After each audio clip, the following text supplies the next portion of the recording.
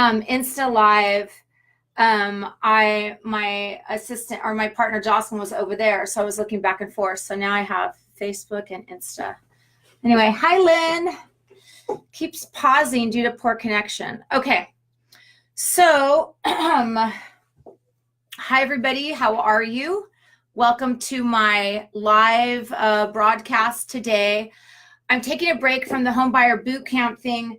It's just a lot of work, and developing that content and staying in line with the format of all of this stuff, it got a little overwhelming. So, and then I was trying to figure out, how do I screen share live? Because I wanted to show the closing costs breakout of everything. So I've got to figure that out still. But today, what I'm talking to you about is something that we get calls all the time.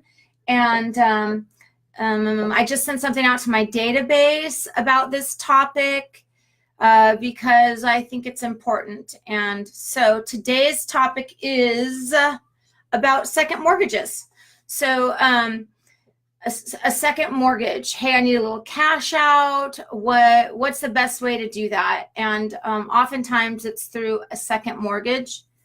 And the other part of that is I have a suggestion that while values are at their peak or coming off of their peak, you may want to leverage that by getting a home equity line of credit in place now while your property is appraising, almost at the top of the market. So we're going to talk about that. Well,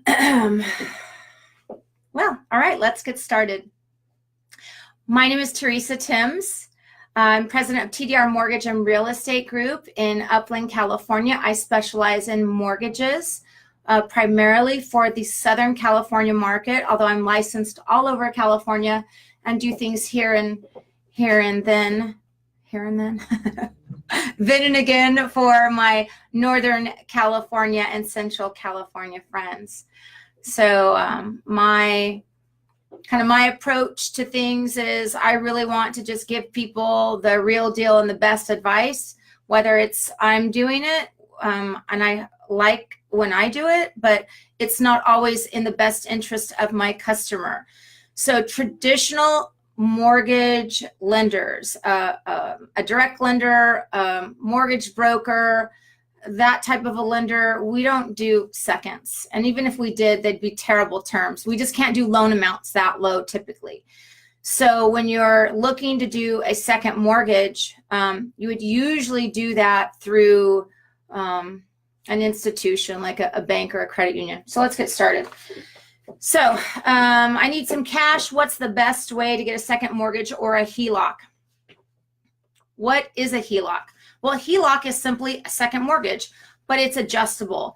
It's a home equity line of credit. And the way that home equity lines of credit work in California, specifically the Southern California market, is they are primarily adjustable. So a HELOC is adjustable.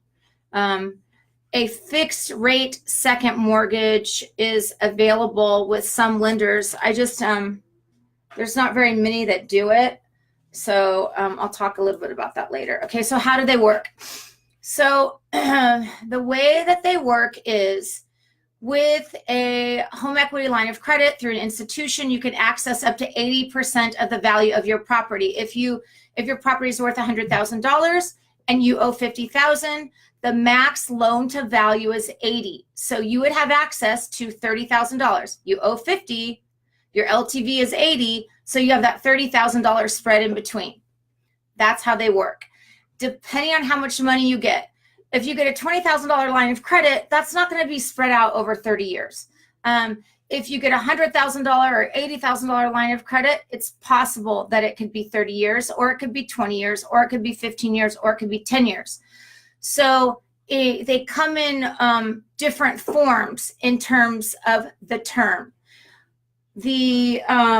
Are they fixed or are they adjustable? So they are largely adjustable. Think about it. So you have a credit line of $50,000 in order so that the payment fluctuates off the draw. First you get 10 grand, And then that home improvement didn't cost credit cost 15. So you have to go back and access 15,000. So as your line grows, your payment adjusts with how much you take out.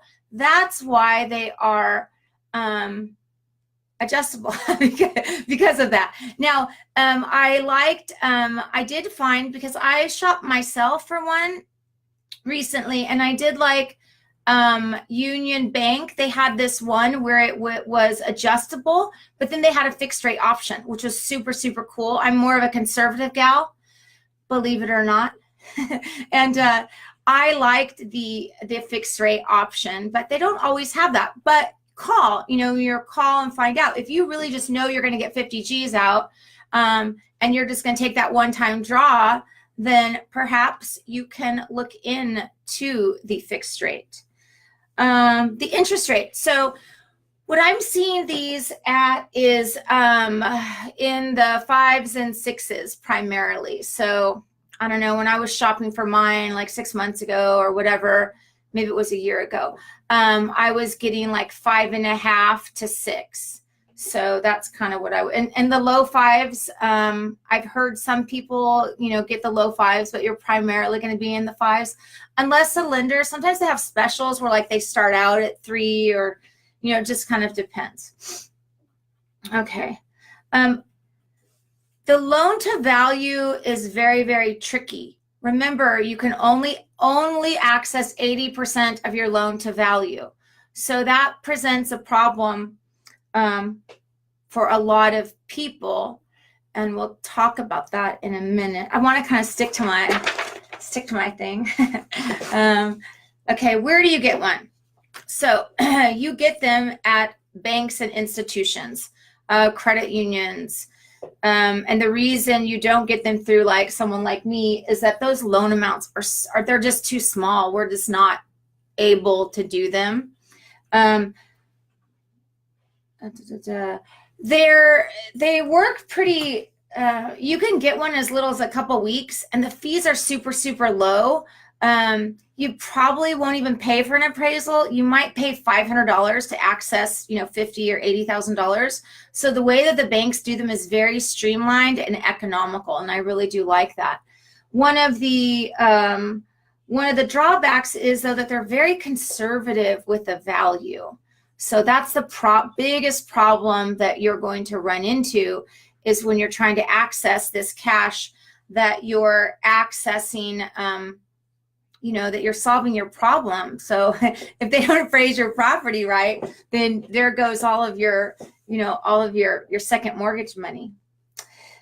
Ways to compare lenders. Is it okay to run my credit 2 or 3 times? Okay, so this is what I recommend. You would go to your bank or credit. Who do you bank with? Go there. Shop around, find 2 or 3 companies that you think are going to offer something competitive. Maybe they've got some intro special or something like that. I bank with Union Bank and I bank with US Bank. So for myself, I shop there. And then I also in the past had a second with Bank of America, and they really knocked it out of the park for me. Bank of America does seconds pretty good. So I went back to Bank of America, and I got my quotes, and I let them run my credit, because you know what? They have to run your credit. So if you're just an average normal person, and you have to have your credit run, it's okay. It's not the end of the world, especially if you have those credit runs like right in the same week, same little section. It's not going to hurt your credit at all. So when you are shopping for these loans, you want to do it all within the same week, so you can compare apples to apples. Or oranges to oranges, whatever you prefer. Okay, so what are the pitfalls? We talked about that. That low appraisal thing is really a big drawback for me. I mean, I'll tell you my own personal study. So we'll do a case study using my owner-occupied house in Rancho Cucamonga. So the value was around $725,000, and I owed about $500,000 on it. Okay, so in my head, I'm in real estate and mortgages. I know exactly what my house is worth. I know what I could sell it for. oftentimes what you can sell your house for and what a refinance or a home equity line of credit comes back at are two different things. So let's say if I could sell it for $725, I kind of knew that I would probably get a conservative value of around $700,000-ish. And even then I would still be okay. So if the value is $725 and I owe $500, 80% of that value is $580. So if I owe $500, then $80,000. I just came up. I wanted to, I had some plans with that money and I thought it could be better served, put to use in a different fashion. And so I went and I shopped at Union, US, and Bank of America. And so this is my story. So Union Bank, I really like them the best. Like their rate was in the low fives and they had that fixed rate option. I really like that. And I went through the whole process with them. They sent an appraiser out to my house. I didn't pay for anything. And they brought my value back at $640,000, which was way, way off. I couldn't fight it. There was nothing that I can do. So Union Bank was out of the running. Then I went to Bank of America, and that's who actually my first is with, was Bank of America. So I thought it would be kind of streamlined. The rate wasn't really that great, but they did an auto value, and the auto value came back at 710. So I was like, nailed it, got my value, right? That's the biggest thing, is that they're going to bring in the value. And then I had a loan mod back in like 2010 or 11 or something. And so for whatever, like I went through the whole process with them, signed all the disclosures, and something with their loan mod thing, I wasn't eligible for the financing, even though we discussed that up front. I don't know what happened. You know, a lot of times what they say in the beginning is not at the end. So you just kind of have to take it with a grain of salt. And then US Bank came back, and they were kind of like a combination of both. They brought my value in at 675, which was still conservative, but you know, I could still get a little bit of money out. And their rate was like 5.6. It was going to be over 20 years. And I liked it. But after 2 weeks of working on it, I just decided to just leave that equity in there and not touch it. So that's my own story. So going into the market that we're going into, one of the conversations that I'm having with my past clients and, you know, my friends and family or my sphere of influence is, you may want to think about accessing the credit line even though you don't need it right now. So even though you don't need it, maybe that would give you some sense of security or something that you wouldn't otherwise have in case of a recession, you know, a couple years down the road. You know, it could bridge the gap for a job loss, a debt consolidation while your values are at peak. So I'm suggesting to my past client database that they take a look at that as an option, or, you know, just as a backup plan or something. Okay, alternatives. So as we discussed, when the value doesn't come in, there's not a lot you can do. When you do a refinance through TDR mortgage, we have the skills and savvy to take a look at the value of your property and arm you with sales comparables so that when the appraiser goes out to the property, you don't get lowballed with some wackadoo appraisal. So my process is, I look at your value. If I think there's going to be any issues and we really need, you know, it's tight, we need, in order to get you the cash that you want, we're going to go, we have access to the MLS, and I have one of my real estate partners, just out of the kindness and support that he gives me, he will take a look at it on his own. We take a look at it. So I really take this very, very seriously.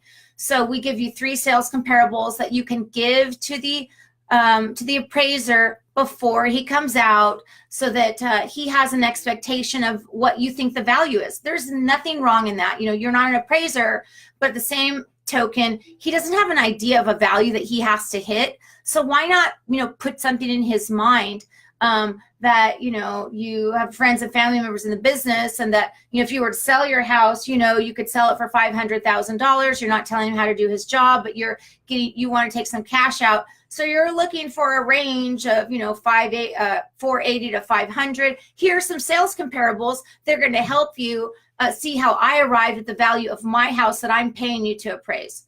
That's my approach when I'm doing a cash out refinance for my clients. One of the things that you can do if you just simply don't have enough equity or you've been turned down is to look at doing, so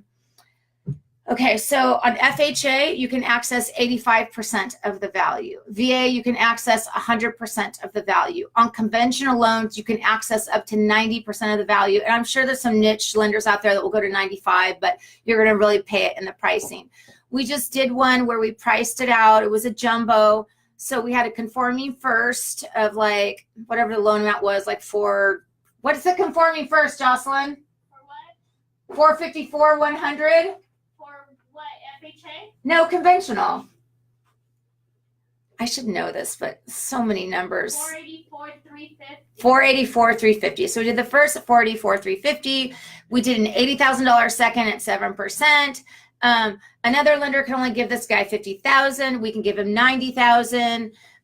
So it's really just an alternative. So you're going to have an 80% first and a 10% second, or sometimes to take advantage of the conforming loan limits and pricing. Conforming limits price out better. Sometimes we'd recommend that you put the bulk of your mortgage into a conforming first so that you're not in jumbo pricing, and then get some kind of a second. So that's an alternative if you're shopping for cash out. Okay, I think that's it. Does anybody have any questions? Hi, Robert, Joe, Shelly, Alex, Clark, Ryan, Brad, Nigel. I can't really see who's on my Insta Live, but I love you guys. I'm so happy that you're tuning in and listening to me. And when I wrap this up, feel free to share it with friends and family. Whenever we do these live videos, we have to download them and edit them, and then we pop them up into YouTube, and then we do a thumbnail and develop YouTube content so that it's nice and pretty, and we'll publish that. But then we also post this content to our blog. So it's kind of a lot. So that's why I'm a little bit behind on the boot camp series, but we have a couple blogs coming out today that we're going to post and share with you guys.